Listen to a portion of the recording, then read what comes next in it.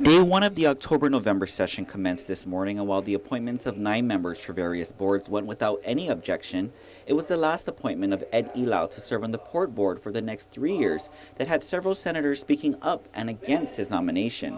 Despite the close relationship that I have with the Elau family, despite the close relationship that I have with Mr. Elau, I cannot in good conscience vote for his confirmation for several other reasons. Senator Tom Addis says he was most disappointed by Elau's responses during his August 8th reconfirmation hearing, where he stated he was unaware of what goes on beyond the boardroom and out in the yard. So if you're totally blind or oblivious to what's going on out there, then how can you put yourself in a position to really make sound policy decisions?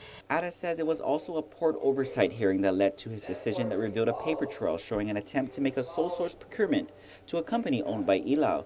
Elau has since denied any alleged inappropriate involvement, but it still wasn't enough for Vice Speaker B.J. Cruz.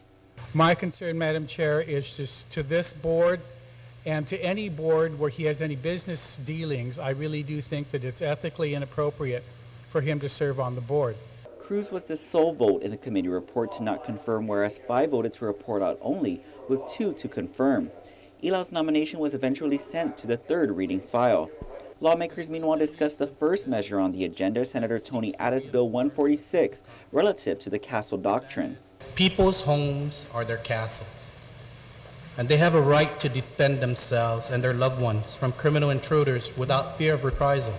Co-sponsor Senator Brant McCready supported the measure, saying it's simply a common-sense bill. Right now, the criminals think that they can get away with anything, and that's why they're doing this. The measure, however, drew criticism, with some saying they were apprehensive as to whether Bill 146 would in fact address rising crime on Guam. Senator Michael St. supports its intent, but felt definitions needed to be tightened to where exactly castle doctrine applied. But the realities, as it applies to the way the language is written, is such that if there is a fight in a high school, the students have every right to fight, they have every right to kill each other, and nobody can take any action on them.